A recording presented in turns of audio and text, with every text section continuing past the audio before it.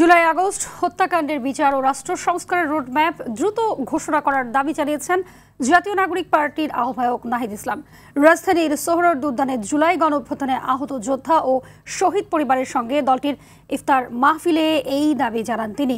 জুলাই আন্দোলনের আকাঙ্ক্ষা বাস্তবায়ন করতে চায় নাগরিক পার্টি জানিয়ে দলটির আহ্বায়ক রাজনৈতিক দলগুলোতে বিচার ও সংস্কার বিলম্বিত না করার আহ্বান জানান।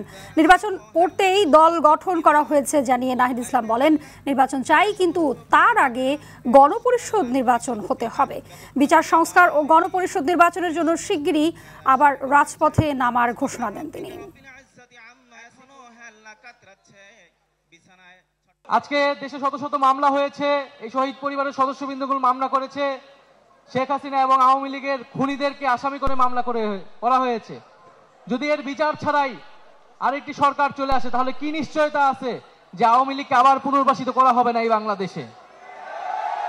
ফলে অবশ্যই বাংলাদেশের রাজনৈতিক দলগুলোকে, সরকারকে পরিষ্কার করতে হবে আওয়ামী লীগের ফয়সালা কি হবে। যে আমাদেরকে বলা হচ্ছে যে আমরা নাকি নির্বাচন পিছানোর রাজনীতি করছি, খুব পরিষ্কার ভাবেই বলতে চাই, পাল্টা কথা আপনাদেরকে বলতে চাই যে আপনারা বিচার ও সংস্কার পিছানোর রাজনীতি করবেন না।